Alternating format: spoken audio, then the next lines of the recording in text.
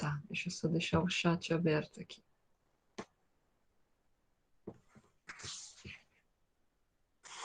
Então, desde a aula passada, a gente já tinha começado, enfim, a estudar os Incas, né, enfim. E falamos sobre várias questões, vários aspectos, enfim, mas ainda não tudo, enfim, do que estava no texto, né. Comentamos um pouco da historiografia, alguns dos principais autores, mas né, tem vários outros também. Aqui são os nomes assim mais clássicos, né? Prescott, Storovsky, Watchell, Gruzinski, Lorand, enfim.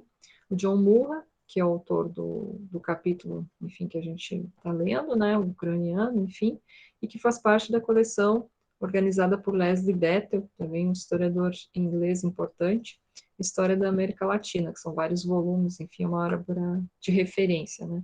Mas a gente tinha comentado o quanto é difícil também, em função das fontes, né, para estudar, tanto se na Mesoamérica, né, já é um problema, mas na América do Sul, né, a gente pode pensar que é um problema maior, em função de não ter, assim, registros escritos, né, dos próprios povos autóctones, né. Na Mesoamérica, pelo menos, sobrou muita coisa, assim, preservada, né, em termos de arquitetura, as estelas, né, gravadas em pedras, a escrita pictoglífica, dos maias, aztecas, né, enfim, entre outros povos. Já aqui na América do Sul, mais complicado, né, porque a principal arte indígena seria a tecelagem, então, embora uma parte dela foi preservada, muito dessa arte, né, foi destruída justamente porque é um material mais perecível, né, e não tem, assim, uma escrita, uma forma de escrita, nem que seja imagética, algo assim, não existiu, né, durante o período aí antes da chegada dos europeus. Então, essa é uma das questões que a gente vai enfrentar, né, quando vai estudar a América do Sul, principalmente aí, né, os Incas, mas também os Nazcas, os Moches, enfim, tantas outras, né, sociedades que aqui viveram.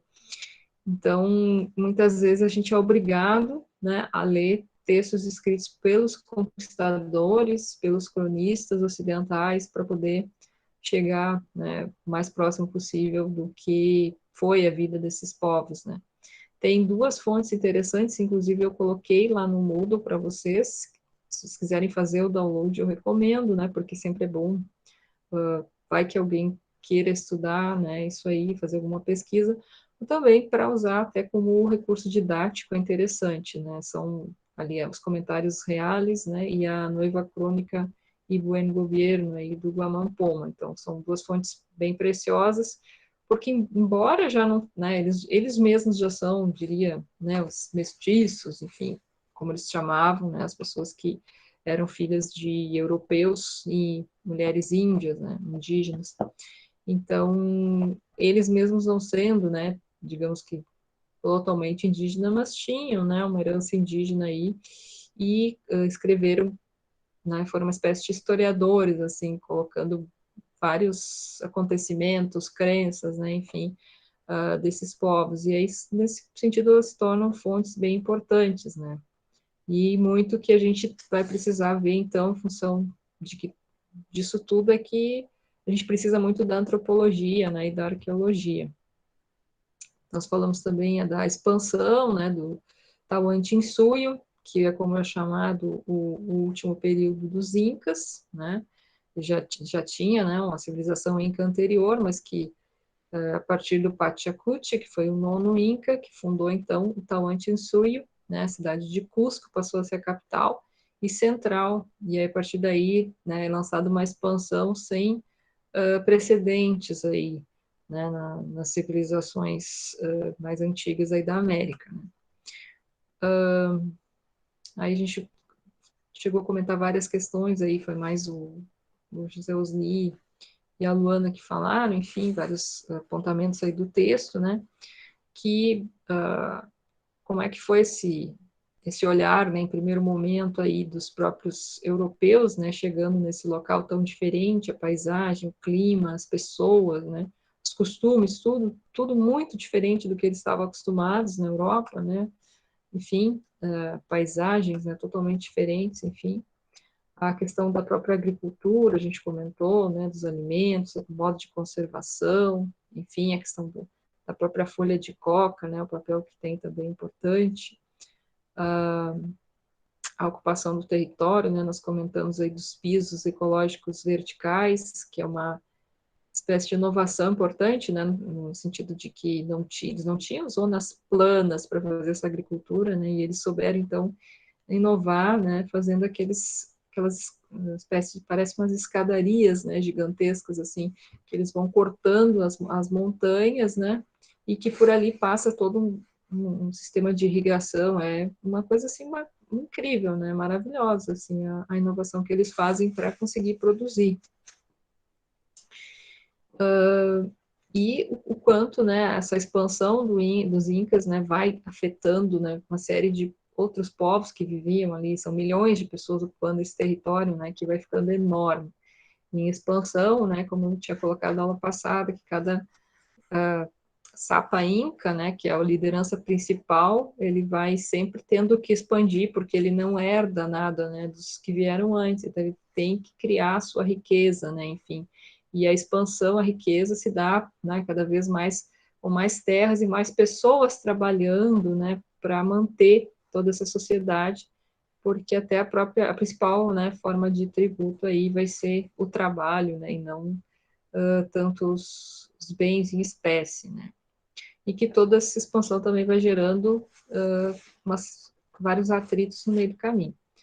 Mas, assim, quem faltou falar que gostaria de colocar mais, vocês se dividiram um pouco aí, como é que vocês se organizaram? Eu acho que não foi dividido, talvez tenha ficado uma leitura mais individual, mas eu gostaria de falar nesse momento, se me for permitido. Pode ser, fala um pouquinho, depois o Leonardo e a Gabriele complementam daí. Não, tranquilo, tranquilo. Eu gostei muito das falas não vou falar tudo, não, tranquilo. Eu Pois gostei é. muito das falas da semana passada, mas eu gostaria de chamar a atenção apenas para alguns pontos que mais me aproximaram, mais me interessaram, de fato. A questão da agronomia ali é algo que me motivou a ler um pouquinho mais esse texto. Ultimamente eu venho me interessando por história da alimentação e saber, talvez, os princípios geográficos da localidade seja muito importante para determinar como essa sociedade acaba se constituindo economicamente e socialmente. Então, toda essa questão que ele vai trabalhar ali das mitas e, posteriormente, dos mitmacs, perdão se a pronúncia estiver errada, são a partir da geografia do local. E a geografia do local acaba determinando as culturas alimentares dessa população. Toda a distribuição territorial das mitas, que acabam depois sendo utilizadas pelo Império Inca e ainda posteriormente pela dominação europeia, acabam se prevalecendo a partir das posturas geográficas do local, e isso é muito interessante.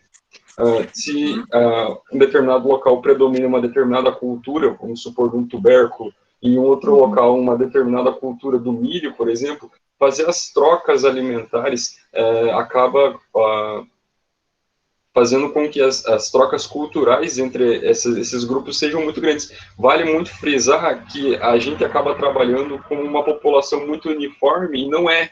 São grupos étnicos muito distintos uns dos outros. Olha a expansão territorial que o Império Inca tem. Aquele outro mapa coloridinho ali que você mostrou anteriormente, aquele mapa ali, esse mesmo, é muito interessante. São 5 ou 6 países, não me recordo agora, não vou fazer a continha aí, mas olha como esses países ainda são distintos uns dos outros. Imagine nessa época onde as comunicações eram ainda menores, né? Então, toda essa distinção cultural atrelada à distinção geográfica acaba gerando uma distinção alimentar que, por sua vez, gera uma distinção econômica e que prevaleceu por muito tempo até os períodos da dominação. Ali mostra no texto que Pizarro utilizou dessa questão das mitas para fazer com que o seu expansionismo tivesse tamanho sucesso. Muito se pensa, claro, como uma população tão pequena que veio nos navios acabou dominando algo tão grande e já tão bem estruturado. E vale muito frisar que essa questão de utilizar estruturas locais já muito bem enraizadas na mentalidade dos grupos étnicos, e isso é muito importante. Às vezes a gente fala em sala de aula com as crianças, eu vi isso no PIBID, que, sei lá, o Pizarro utilizou de questões de conflitos entre grupos étnicos, mas muito mais do que isso, ele acabou utilizando estruturas que já estavam enraizadas na mentalidade das pessoas, e isso foi de suma importância para que a conquista e para que todo esse sofrimento acabasse ocorrendo. Não é chegar e simplesmente fazer o domínio pelas armas, é porque eles não poderiam lutar de peito aberto, mas utilizar muito dessas questões já enraizadas é muito importante. Eu gostei muito dessa parte do texto, e para não atrapalhar os demais, eu vou ficar por aqui mesmo. Pois depois a gente vai entrar, né, na conquista, invasão, né? E aí a gente vai poder também detalhar algumas questões, né? Até enfim, como que, né, foi possível, né? Enfim, tudo isso acontecer, né? E tal. Mas também eu gosto de trazer um ponto de vista crítico, né? Enfim, então até encontrei um texto bem de um autor importante aí decolonial para trazer. Tem uns outros textos que vão fazer a crítica justamente essa ideia de conquista, então também mais para frente a gente volta nesse ponto, tá? Mas é correto isso aí, é de acordo com a geografia, né, que as culturas alimentares vão se desenvolver.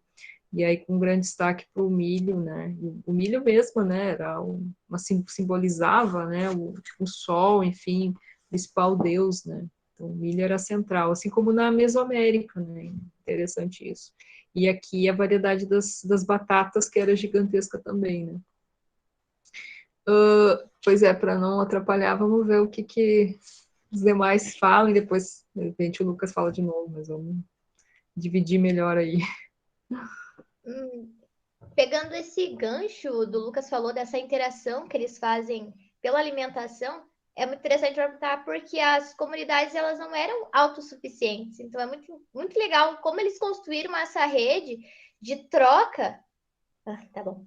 Como eles construíram essa rede de troca para se manterem e sobreviverem, porque se você é legal porque eles não eram uma sociedade fechada, eram vários grupos étnicos, mas devido às condições que eles tiveram, eles criaram essas redes. E não tem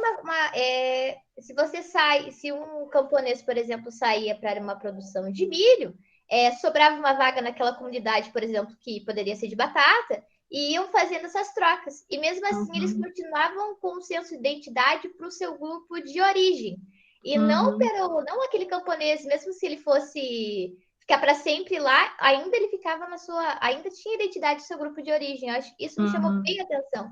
Porque também, se você não tivesse esse sentimento de pertencimento, ele meio que foi responsável para fazer a produção de subsistência daquele determinado alimento, animal, qualquer coisa. Então, eu achei isso muito interessante. Sim, e também justamente o quanto isso complicava as coisas para os próprios incas, né? Porque aí vem o censo, né? Onde é que aquela pessoa tinha que ser contada, né? No lugar de onde ela saiu ou para onde ela foi, né? Embora a ligação identitária, né, da pessoa ficasse ainda de onde ela saiu, né? Mas de certa forma e aí a gente pode perceber o drama dessas pessoas também, né? Por mais que elas obedecessem, né, ter que sair e tal, porque elas não eram proprietárias, né? Aí que tá, o conceito de propriedade, como a gente conhece, não existia, né? Então elas vão e vêm, essa movimentação que elas fazem, né? Essa coisa, o texto está sempre pontuando, né? Ficava 2 dias, 5 dias, 10 dias, e tem comunidades que são mandadas para locais e todas as distâncias em dias, né? Olha, não tem assim, é porque é como eles percebiam também, né? a distância de 50 dias, 80 dias, imagina, né? Para voltar depois, né? Você não pode ficar visitando os parentes, né? Enfim, então é bem complexo isso, né?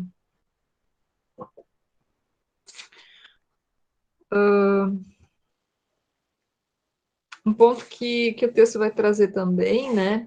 A questão da arqueologia, a importância da arqueologia. Então, tem toda uma classificação, né, gente? Os horizontes, como eles falam, né? Horizonte e aí tem os termos até que é ruim, né? Horizonte primitivo, enfim, melhor que agora já estão falando o horizonte formativo, né? Que é da onde, né? Os primeiros dessas culturas, pelo menos que se tem, né? Descoberto aí pela arqueologia, né? Uma das primeiras é a cultura Chavin, que é entre 1.300 antes da Era Comum, e a gente vai ter também, depois em seguida, o Horizonte Médio, depois, né, o Horizonte Tardio, que vai ser mais o final, mas entre outros povos importantes também, por exemplo, vai ter os mochicas, os moches, né, que é um dos bem importantes aí, que inclusive tem descobertas arqueológicas bem recentes, né.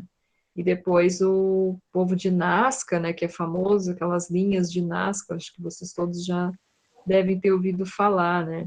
Então, o quanto a arqueologia, né, nos ajuda a mapear, né, realmente a variedade desses povos, né, que depois foram sendo, né, assimilados aí também pelos incas, né? Quem gostaria de falar?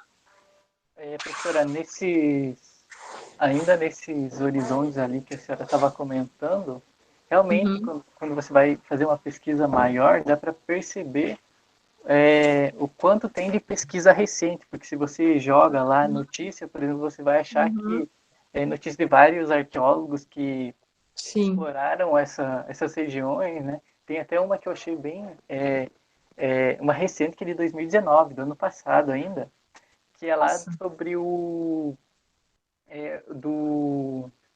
Horizonte Médio, que ele vai falar lá do Tiahuanaco, acho que é assim, Tiahuanaco.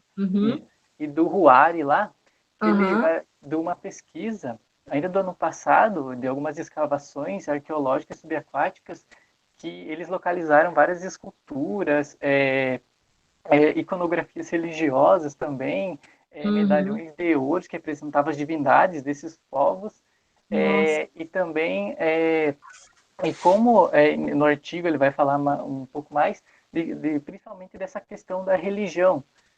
Embora acho que o horizonte formativo lá, a religião tem exercido um papel muito maior, né, justamente que foi através da religião que teve várias influências lá, né, do Chavin, mas ainda nesses aqui do Horizonte Médio, a religião ela também tinha uma grande importância.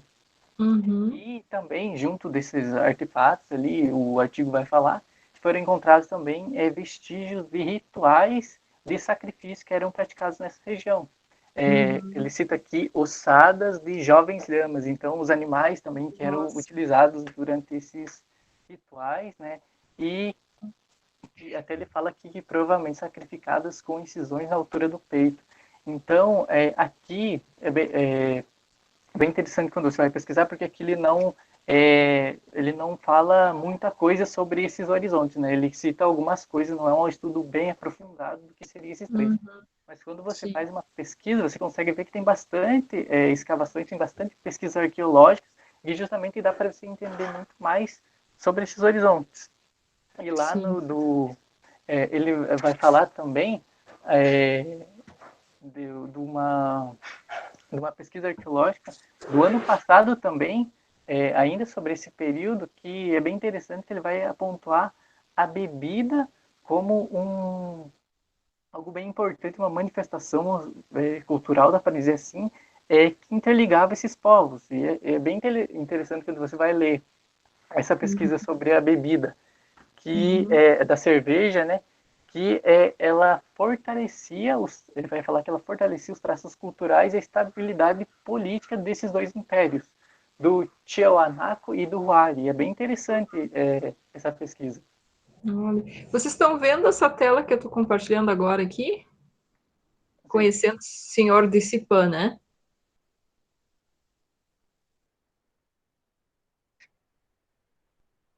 Sim? Tá. Não, só para... É que eu estou com um monte de coisa aberta aqui. Isso que eu queria mostrar até que o Leonardo comentou, nessas descobertas. Esse aqui justamente também é uma descoberta que vai contribuir com o Horizonte Médio. Ela não é tão recente, mas ela, né, em termos arqueológicos, ela é recente porque ela é dos anos 80 agora, 1980. E foi chamado Senhor de Sipã. Não sei se alguém já ouviu falar, mas é uma descoberta, assim, incrível, assim, tanto que foi bem alardeado, assim, teve até patrocínio na época da National Geographic, que colocou na capa, né, fez uma baita de uma matéria, e disse que era o Tutancâmon da América do Sul, coisa e tal, né, mas fica lá no Peru também, né, e na região mochica, né, da cultura mochica. Então encontraram o que ficou conhecido como o Senhor de Cipã, porque o nome do local lá é Cipã, né? Não sei se vocês vão conseguir enxergar muito bem aqui, mas é muito comparado, então, ao Tutancâmon, né? Então aqui mais ou menos a região, tá? Onde foi encontrado, mais ou menos a paisagem, como é. Né? Isso aqui é até um site de turismos, eu gostei pelas fotos, só para mostrar para vocês, né? Ele foi encontrado, então, nos anos 80, e várias peças, gente. A escavação encontrou muitas peças de ouro belíssimas. Eu não me lembro se esse site aqui vai trazer. Tem o site também do próprio museu, que eles construíram um museu no local, chamado Museu de Cipã. Aqui tem alguma coisa assim, ó, máscaras, né, de metal com ouro, enfim, porque essa é a vantagem, né, gente, que esses artefatos, eles, né, perduram, não é como tecido, alguma coisa perecível, né. Aqui, mais ou menos, aqui a foto que tem, inclusive fica aberto, né, o museu, ele deixou esse buracão, vamos dizer assim, aberto, né, claro que tem vidro protegendo e tal, mas você enxerga lá dentro o próprio, como é que eles foram encontrados, os esqueletos, né, dos chamados Senhor de Cipã, alguma coisa ainda ficou de roupa, de oferenda, né, vasos de cerimônia, vários artefatos, muita coisa em ouro, né.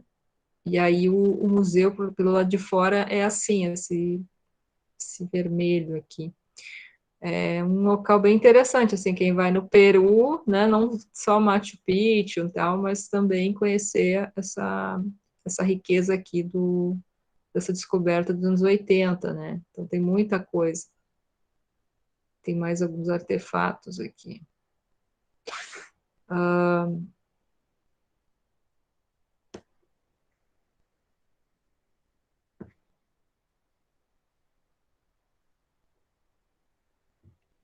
Só também mostrar para vocês aqui um museu que tem em Lima, que é maravilhoso também. Está cheio de artefatos desses povos antigos, que se chama Museu Larco. É um museu belíssimo que fica em Lima, capital do Peru. Vejam só pela imagem aqui a quantidade, né?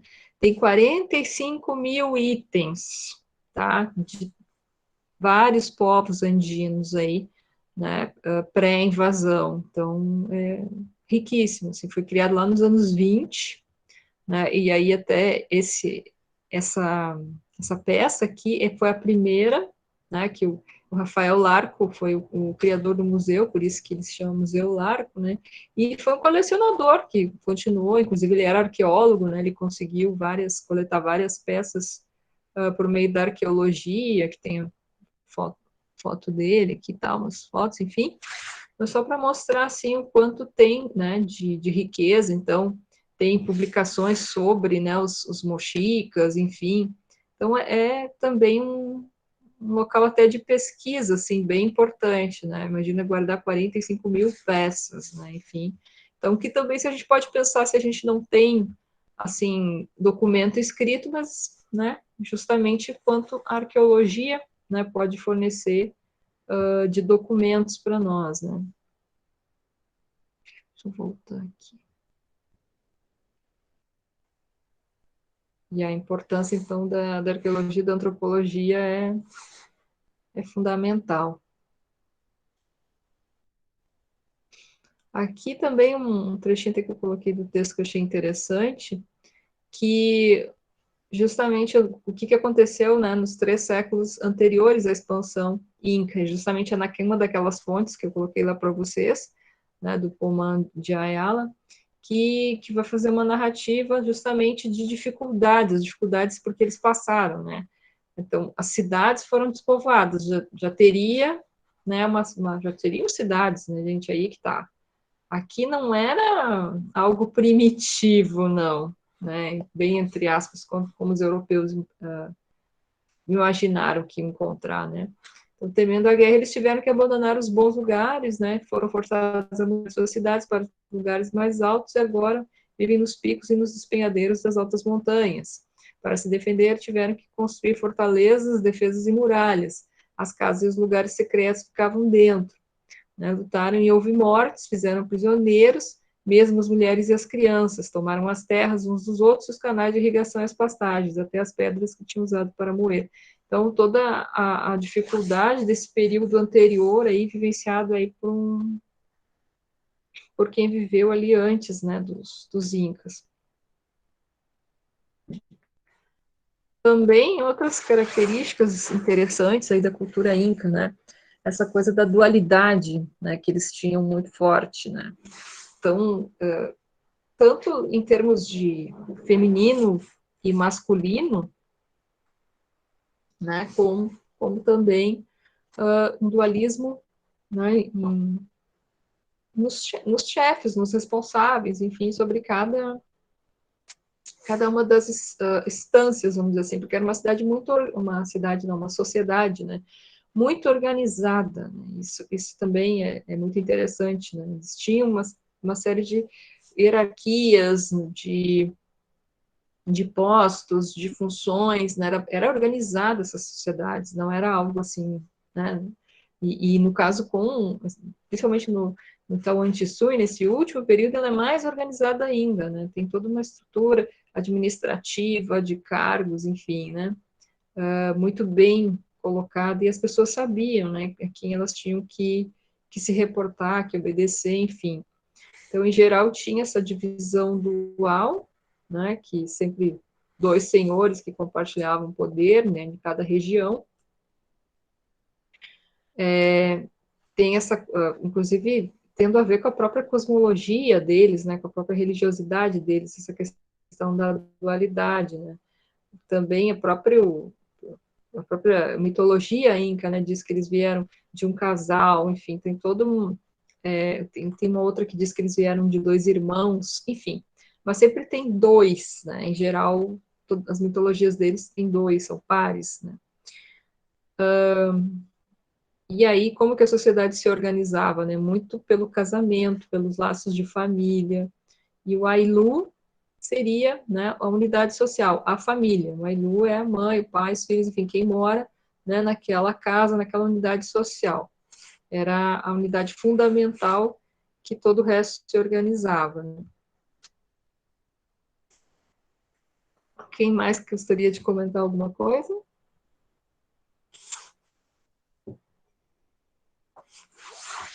Lucas, se quiser falar mais, ou Maria Gabriela, enfim. Prof, só uma questão que você mostrou no slide anterior, que falava dos horizontes, né? Que no horizonte intermediário foi esse movimento, né, de que eles tiveram que também ir para os topos das montanhas.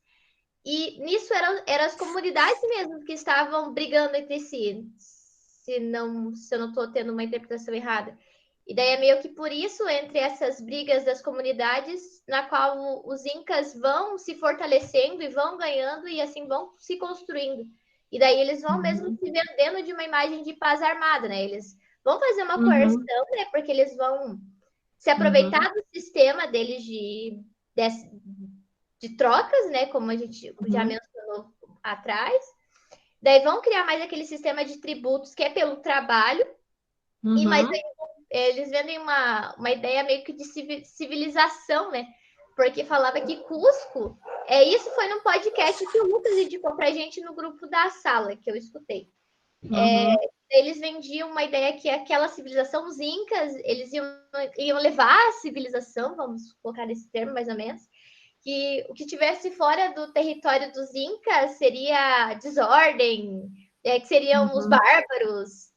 Pelo menos eu não consegui identificar essa narrativa no texto. Às vezes eu posso ter feito a leitura e não ter passado despercebido, mas é muito interessante como o professor também do podcast fala sobre esse movimento. Eu acho que é importante frisar que nesse primeiro momento de expansão, essa sociedade inca se constitui enquanto uma alta elite. Então, entra bem nesse ponto que a Maria falou ali. Eles estão tentando levar o ideal dessa alta elite, utilizando-se de estruturas que já haviam nessas sociedades com uma etnicidade bem própria. Então, eu acho isso bem interessante. E essa questão do imposto que eles estabelecem ali a partir do trabalho é ainda mais interessante. Está utilizando de algo que já existe para alavancar a sua própria estrutura social. Isso é bem bacana. E a partir dessas trocas, absorções, melhor dizendo, de conceitos, de propriedades, é muito bacana como vai acontecendo essa expansão inca por todo esse território gigantesco. Acho muito, muito bacana isso. Uma coisa que a gente tem que saber, né, sempre pensar, né, são várias e várias e várias comunidades convivendo nessa região, né, gigantesca, né, são diversas etnias, diversos costumes, né, que eles entram, sim, muitas vezes em conflito, né, eles entram em guerra entre eles, enfim, entram em luta entre eles, né, aqui vamos pensar no nosso Brasil aqui também, né, os grupos, né, tinham seus grupos com afinidades e também grupos que não tinham, né, tinham rivalidades e a guerra acontecia, né, e aí, muitas vezes, né, depois que os incas, né, começaram a se fortalecer, eles, de certa forma, também se ofereciam como mediadores, né, e aí, tudo na sociedade incaica tem essa coisa da reciprocidade, né, então, para alguns líderes desses grupos, vamos dizer, né, chega o Inca lá e faz uma negociação, né, que eles tinham tanto um exército muito forte, capacidade de vencer pelas armas, né, quanto também pela própria negociação, né, então muitas vezes podia ser vantajoso para esses povos, né, que já estavam naquele local, agora terem a proteção do Inca, né, e aí criarem essas redes de reciprocidade, justamente, né, de o Inca, o que o Inca oferece? Pode oferecer a proteção contra um grupo rival, pode oferecer uma noiva, né, porque aí os laços, a questão do casamento é importantíssimo, né, então, assim, tem vantagens, né, e em troca, quem vai ser, para quem eles vão trabalhar e prestar tributo, né, para os incas. Então, assim, tem vantagens, né, o princípio, além dessa questão da dualidade, né, fundamental para toda a sociedade inca era a reciprocidade. Não simplesmente o Inca chegar lá e, olha, eu estou te dominando, tu tem que me pagar imposto. Não. Sabe, o que eu vou te dar em troca? Sempre tem essa ideia de algo em troca, né? Claro que isso não era as mil maravilhas, né? A gente comentou isso, não era... a gente não pode romantizar, né? Porque aí também acontece conflitos nesse meio, né? No meio dessa reciprocidade. Pode acontecer que as pessoas tenham que deixar o seu local e tenham que ir para outro local, como a gente viu, né? A gente está vendo. Enfim, tem diversas situações aí que tudo vai depender, né? Tem várias, como é que eu vou dizer assim, camadas, né? E tem hierarquias, então tem os chefes locais de uma comunidade grande, e os incas vão chegar para negociar com esse chefe local, né? Enfim, cada comunidade vai usar um termo, né? Enfim, para designar, mas e aí vai se estruturando essas novas comunidades dentro da comunidade inca, né? Outra coisa é que o Inca, ele não tinha essa coisa de impor a sua cultura e simplesmente apagar aquela cultura que tinha antes, né? Isso também era deixado livre, né? As pessoas não tinham que assimilar a cultura incaica, né? Podia até acabar acontecendo, mas não era algo assim imposto, né? Era mais assim, cumprir aquelas regras, né? Tem até uma parte do texto que ele coloca, né? Que lembro que tinha uma pessoa, o fiscal, né? Que ela vai nas comunidades para ver se eles estão cumprindo. Tem uma parte que ele diz que tem 5 regras que tem que cumprir, inclusive, né? E se a pessoa não cumprir, até podia ser, né? Sofrer, perder a própria vida, enfim. Mas então, porque tu tem, né, bem estabelecidos quais são as tuas obrigações, né, e o que tu ganha e o que tu tem que dar em troca, né, então, isso é bem interessante na sociedade deles, né.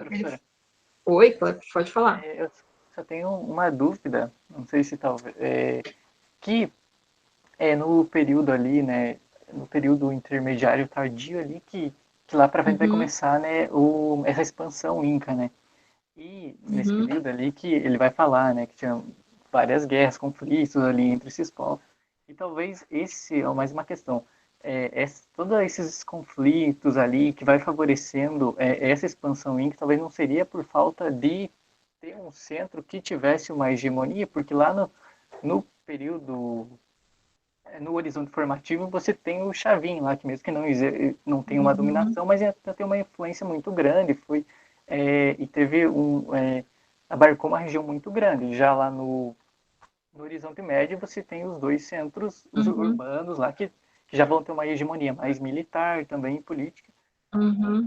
Quando ele chega nesse período intermediário tardio, ele fala que já não tem nenhum centro que possa exercer uma hegemonia. Não seria talvez por falta disso que começa a acontecer esses vários conflitos e depois o Império Inca começa a ascender? É bem provável que tenha a ver com isso, né? Porque justamente eles estavam sem uma liderança, né? Sem algumas dessas comunidades, né?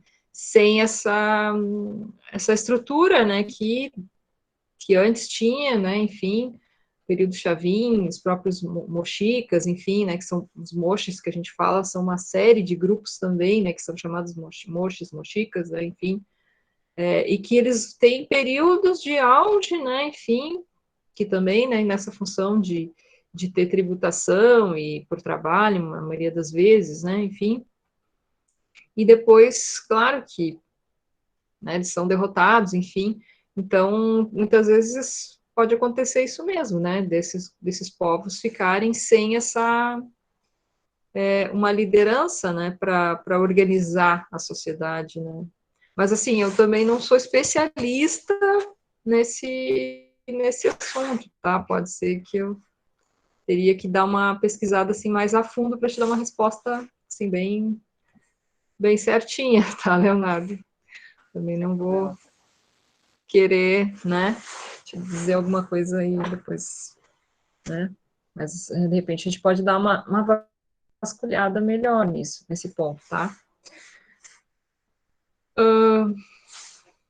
Então, assim, por exemplo, aqui ele dá um exemplo dos lupacas, né, dos aimarás, que se vocês olharem mapas, assim, onde aparecem, né, os povos, os aimarás tem uma região também bem grande, ali que vai pegar o Peru, Bolívia, né, que é importantíssimo também, uma cultura super importante, né, e que eles continuam, né, eles têm os seus santuários lupacas, enfim, né, que os lupacas aí vão ser a comunidade mais importante, mais conhecida, né, dos aimarás, e que vão ter o papel militar, eles vão ser principalmente os que vão ser recrutados para, né, para lutar aí defendendo os incas, né, pelo princípio da mita. Então, eles vão, né, fornecer pessoas para lutar no exército, né, a favor dos incas. Eu encontrei uma imagem aqui da região deles, enfim. E eles moravam próximos ao Lago Titicaca. Vários desses povos aí, né, viviam aí ao redor do Lago Titicaca, que é um lago bem importante.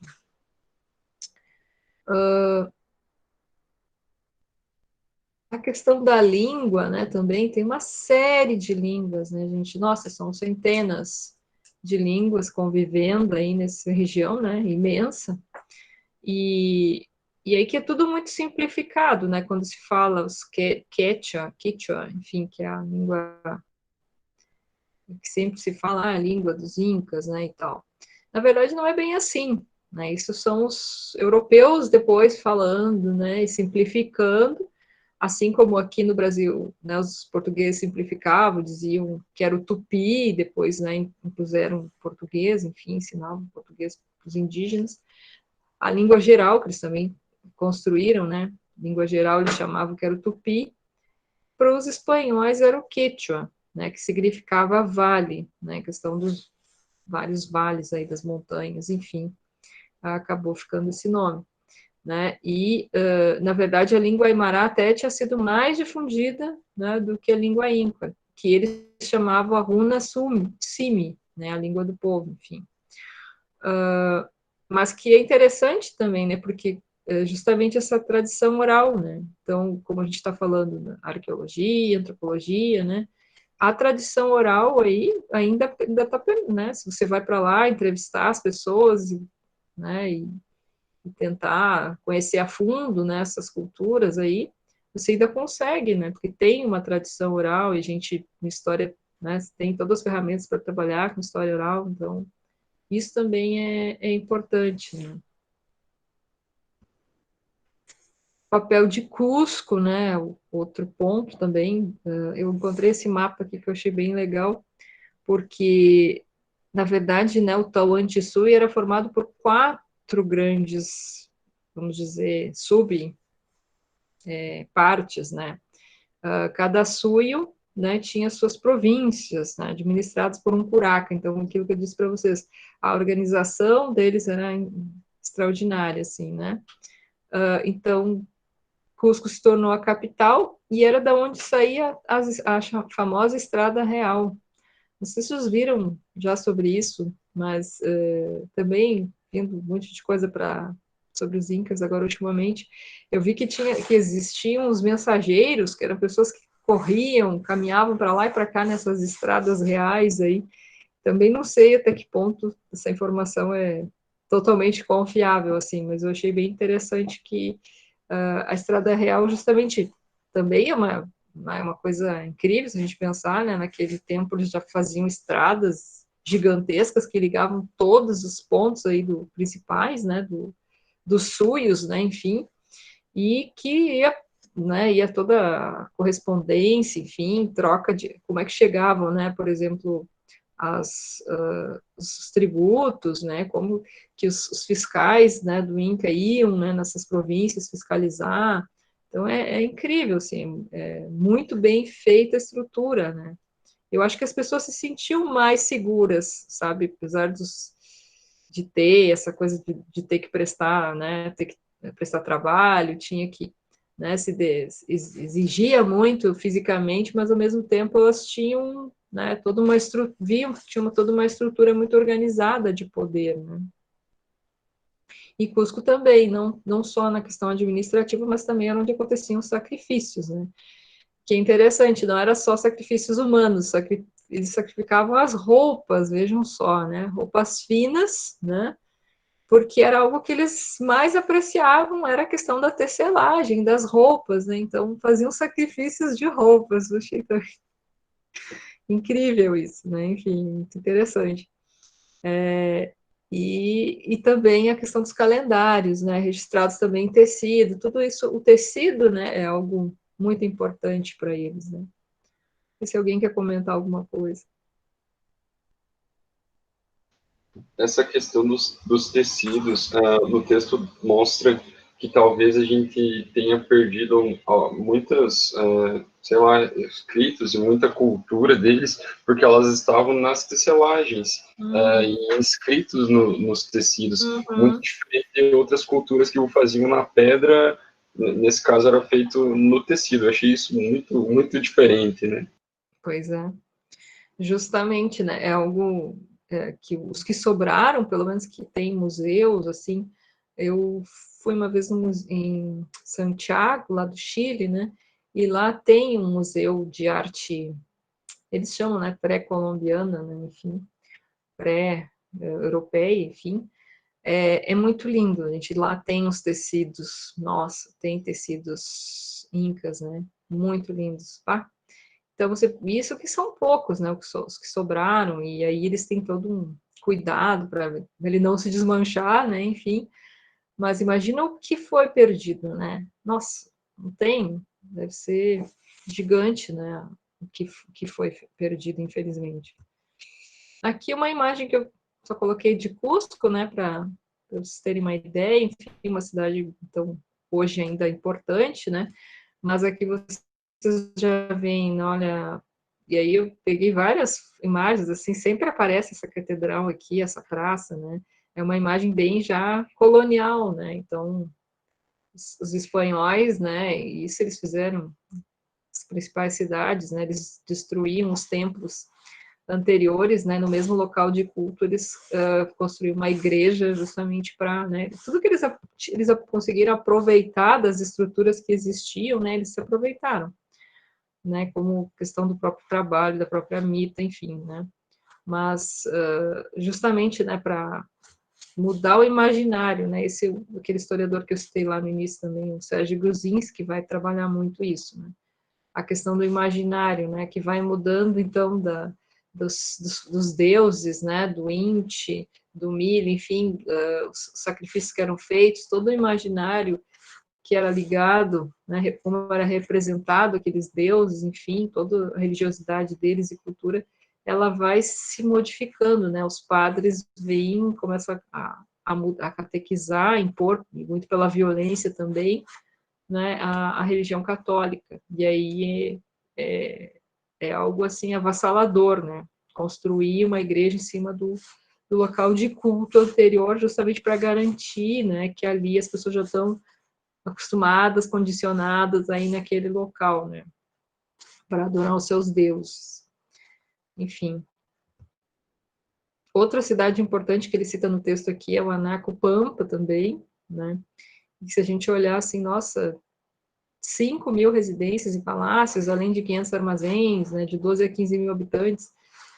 Tem muita cidade europeia que não tinha, né, esse tamanho, essa população, 1.500 e pouco.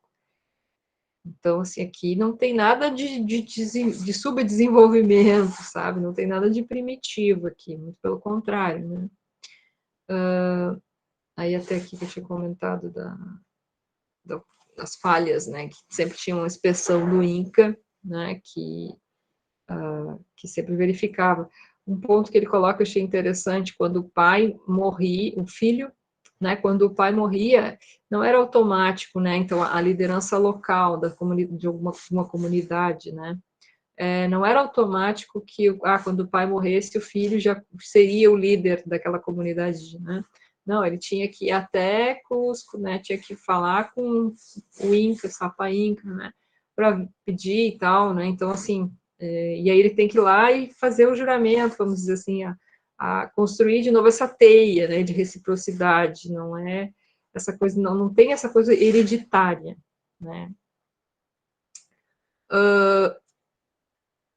Mas aí no sentido da escolha do mais corajoso, né, para seguir a linha hereditária. Então, nesse sentido, né, aí sim, o que quis dizer que não automaticamente, só pelo fato de ser filho, né. A questão do censo também, né, aí a questão do quipo, né, quipo é bem importante, acho que eu coloquei aqui, isso, como é que acontecia a administração. Embora não tivesse uma escrita, né, tem o quipo, que é onde é feita a contabilidade, como é que é feita a contabilidade, né, Inca. Então, eu tenho uma imagem aqui só para mostrar primeiro, de um equipo, para vocês terem uma ideia. Tem uma corda, né, principal ali, e depois tem as várias cordinhas, né, que são amarradas aqui na vertical, e tem vários nós, né, e assim, cada cordinha dessa quer dizer alguma coisa que eles estão contando, e cada nozinho, né, também tem um significado numérico, né. Então, essa aqui eu encontrei que explica melhor. Por exemplo, aqui a corda principal, né? Aqui tem os milhares, as centenas, as dezenas e unidades. Então, aqui, vamos dizer que tem duas bolinhas, dois nozinhos, né? Seria 2.000. Tem 4 nozinhos aqui para baixo, quer dizer a centena, então quer dizer 400. Né? Aqui, 5, quer dizer 50, assim vai. Então, você consegue, né, contar o que você quiser aqui, né, fazendo esses nozinhos na corda. Então, uma maneira, assim, bem engenhosa também, né, de fazer. Imagina o tamanho desse império, gente. Tinha que ter, né, controle de alguma forma. Então, os quipos, né, cada um desses líderes, né, tem todo um nome para cada líder, eu já vou colocar aqui, não encontrei também. Aqui é um outro modelo de quipo, né, também a questão dos nós, até a cor também, né, eles sabiam, por exemplo, esse aqui é quantas galinhas eu tenho, esse aqui é quantas bananas eu tenho, sei lá, estou inventando, né, tipo, cada um, né, a cor, ele sabia que significava tal coisa, né, e aí fazia todos os nozinhos e tal, aquele esquema. A questão da organização decimal, né, então, cada chefe, por exemplo, o chefe de uma família, L por R, né, o chefe de 10 famílias, ele Chunka Kamayok, né, o chefe de 100 famílias, ele Pachaka Kamayok, o chefe de 1.000 famílias, Huaranka Kamayok, enfim, e o Eluno Kamayok, né, no caso de 10.000 famílias. Então, tudo também tinha essa organização decimal, né, e aí os chefes, né, então, assim, hoje a gente tem, né, o prefeito, governador, né, e tal, eles tinham mais organizado até, porque, né, tinham pequenos grupos e tinha já um chefe, né, de acordo com o número de famílias, né. Alguém quer comentar o que é a mita?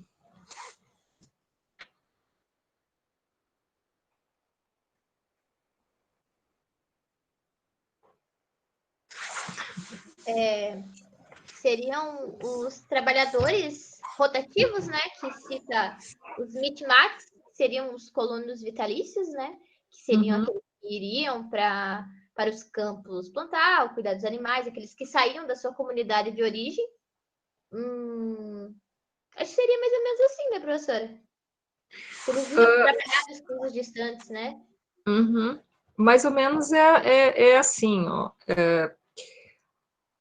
Como eu falei ali, tem as unidades decimais e as chefias, né? De acordo com vai aumentando, né, a quantidade de pessoas.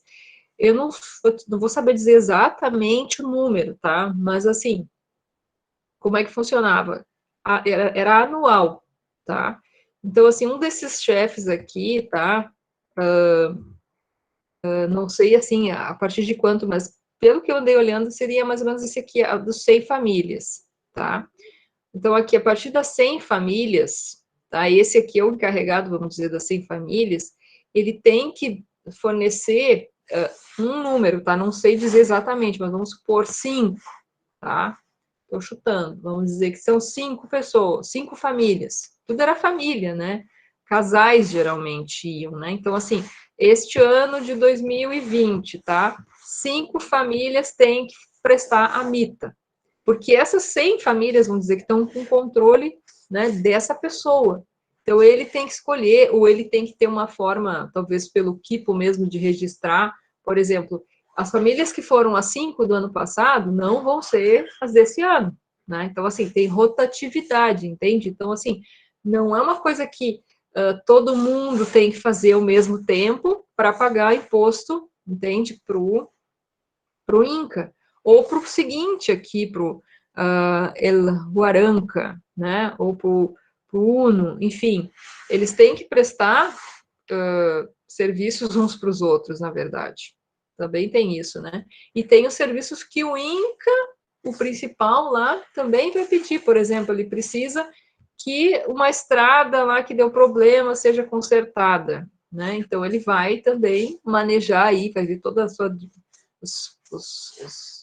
quais são os locais que ele pode pedir, né? Então, assim, de repente tem um serviço extra, né? Mesmo que aquela comunidade já tenha pago a sua mita, né? Já esteja as pessoas que têm que trabalhar, estão trabalhando, às vezes elas têm que mandar mais pessoas porque tem coisas extras que o INCA pode demandar, né?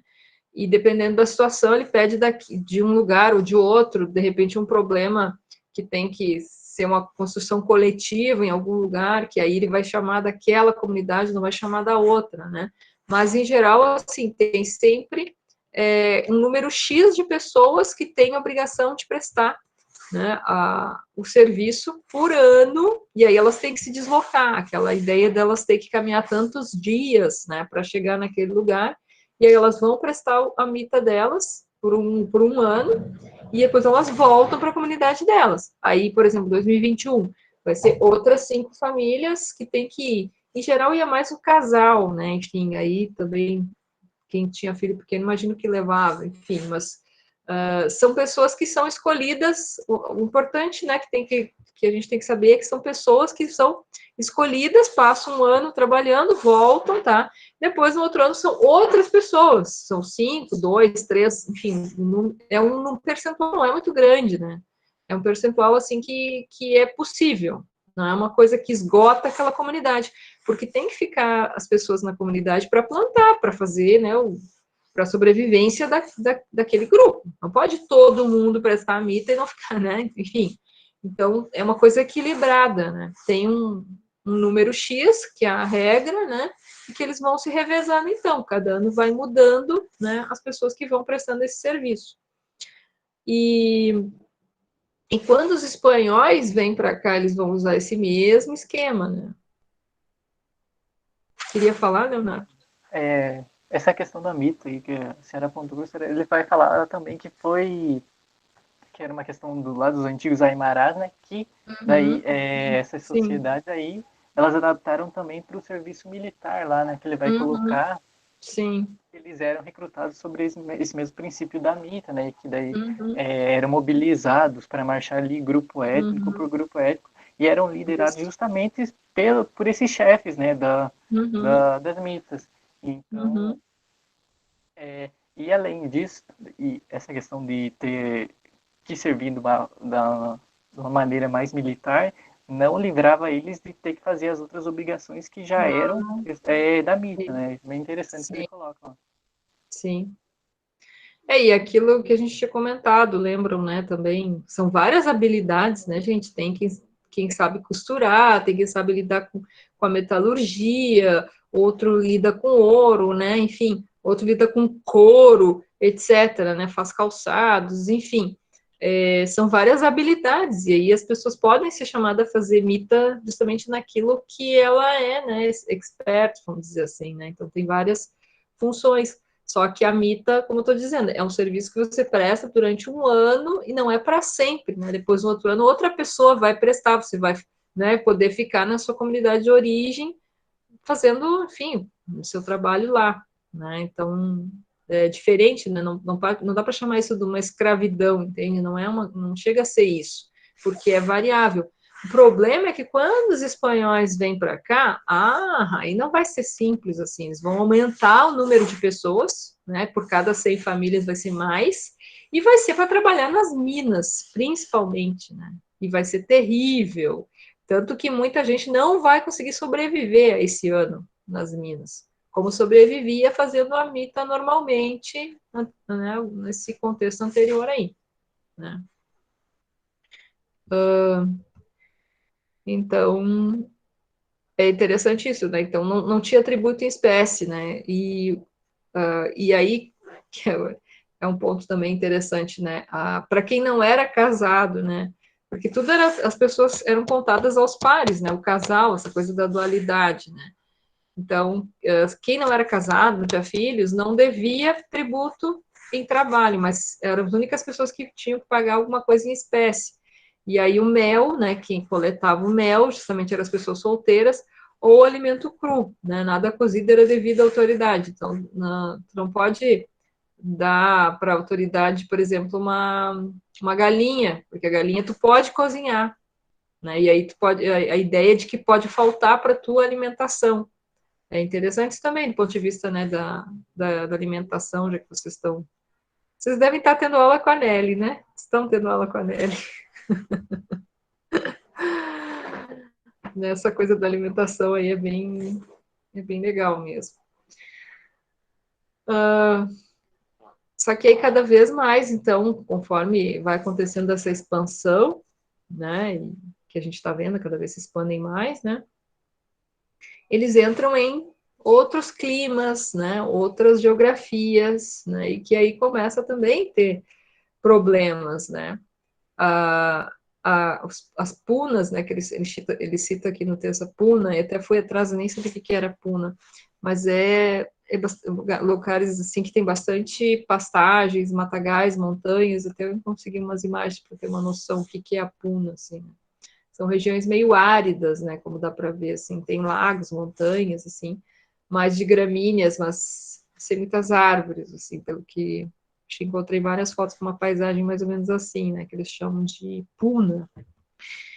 E aí, cada vez mais, né, tem que aumentar as distâncias, justamente porque o império, né, está se expandindo. Então, às vezes, as pessoas têm que fazer uma mita num local muito distante. Aí que é o problema que começou também, né, no final já do império, justamente expandindo, e você tendo que ir cada vez mais distante para pagar a sua mita. Né? Esse foi um dos pontos também problemáticos, né? E até aconteceu, né, que às vezes as pessoas eram mandadas para tão longe que elas acabavam ficando e não queriam voltar mais para a comunidade de origem. Teve isso também, né? E aí o final, então, do Taiwan Shisui, né, já vamos terminando daqui a pouquinho, acontece uma inovação, né, enfim, que surge uma espécie de servidor aí diferente, que acaba ficando mais ou menos 1% da população. Simplesmente eles paravam de contar essas pessoas, né, geralmente eram pessoas solteiras, que os incas pegavam para fazer, serem suas servas, aí no caso, né, realmente trabalharem para eles, né, só que isso era visto como um privilégio, você seguir diretamente o Inca, né? Aí tanto as mulheres, né, eram escolhidas, né, as aclas, para fazer a tecelagem, justamente, olha a importância do tecido, sempre isso, né, questão do tecido vai voltando, né? Então elas tinham que tecer para o Estado e para o próprio Inca, né? Então assim, isso era visto como um privilégio.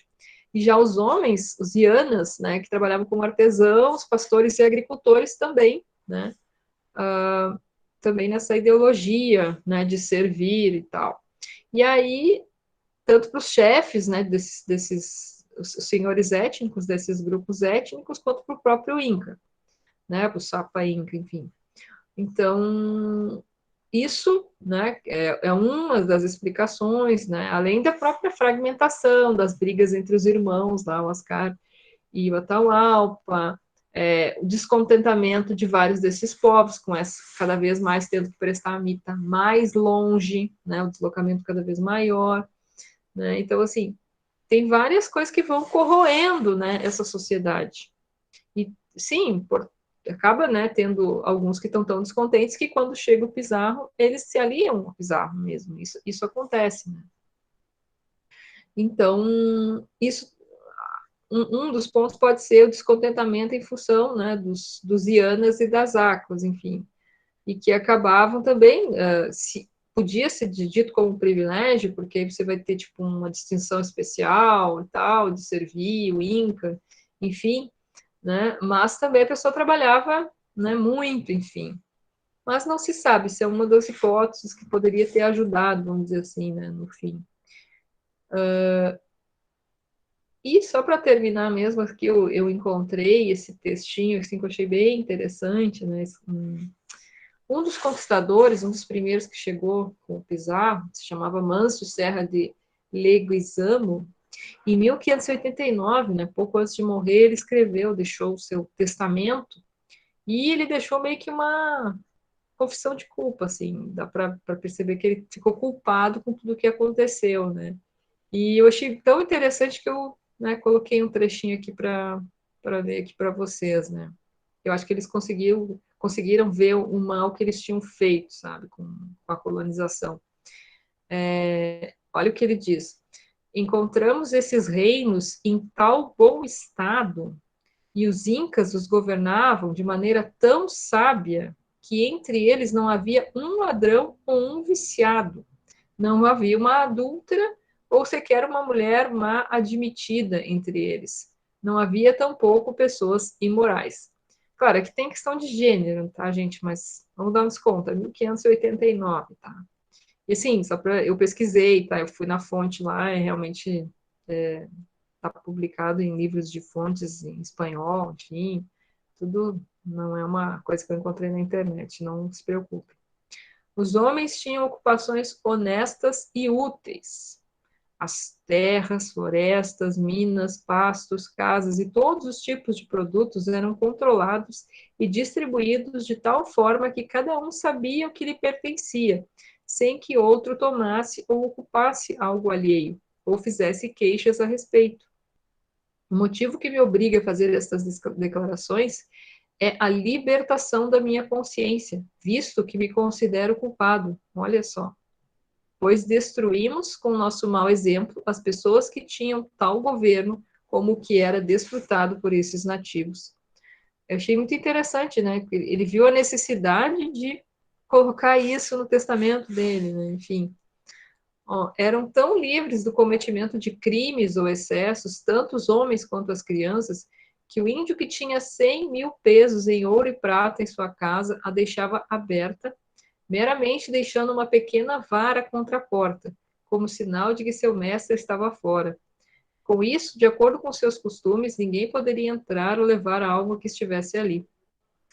Quando viram que colocávamos cadeados e chaves em nossas portas, supuseram que fosse por medo deles, para que eles não nos matassem, mas não porque acreditassem que alguém poderia roubar a propriedade de outro. Assim, quando descobriram que havia ladrões entre nós e homens que buscavam fazer as suas filhas cometerem pecados, nos desprezaram. Interessante, não acho esse testamento?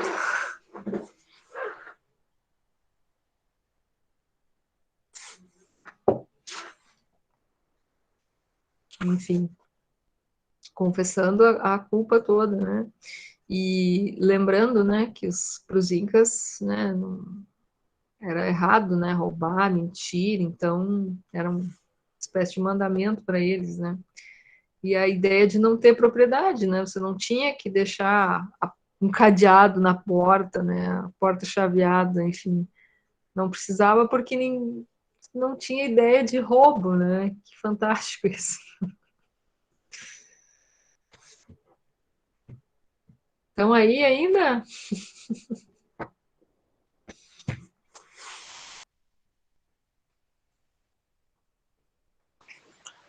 De fato, professor, até essa questão do roubo, o texto comenta ali que era punido com a morte, né?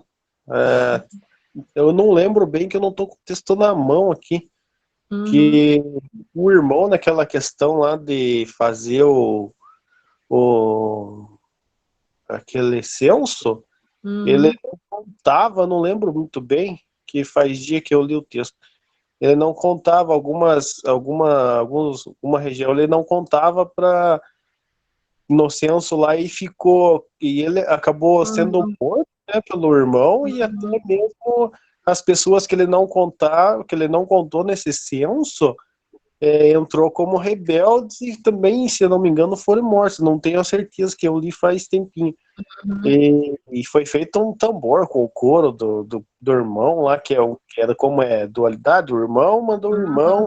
Isso. Então essa questão aí de não haver roubo, eles levavam muito a sério mesmo. Sim. E naquelas fontes que eu coloquei lá para vocês, né, eles falam que é bem assim, como é que eu vou dizer, assim, a gente lendo, né, enfim, os padres, né, eles fazem toda uma denúncia dos padres, isso até depois, quando a gente falar dos europeus, a gente pode ler ali uns trechinhos, que os padres, além de ser violentos, bater nas pessoas, né, obrigar elas praticamente a se converter, eles tinham, inclusive, mulheres também, né, é isso que ele fala das mulheres aqui, por que que deu, né, por que que eles vinham para cá e vinham sozinhos, homens, né, e estupravam as mulheres, inclusive os padres arrumavam várias mulheres que acabavam, ficavam grávidas dos padres, para vocês terem uma noção, né, do que era antes, né, e o quanto eles prejudicaram a sociedade depois, né, com a vinda deles, né? Enfim.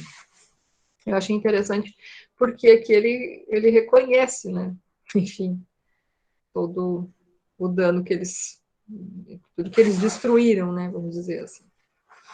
Pesou a consciência, né? Ele É, acabou adaptando em palavras, né? uhum, pois é. Mas se tem mais alguma coisa que vocês gostariam de colocar, eu estou encerrando, então.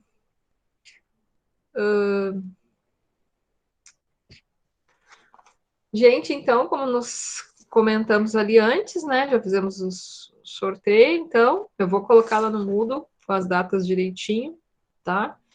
E em seguida já vou colocar também a atividade aí para vocês fazerem ao longo da semana que vem, tá? Tá certo?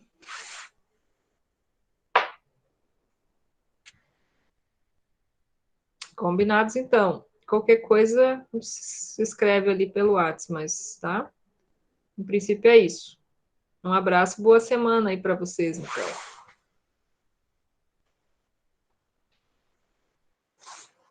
Tchau, tchau. Boa noite.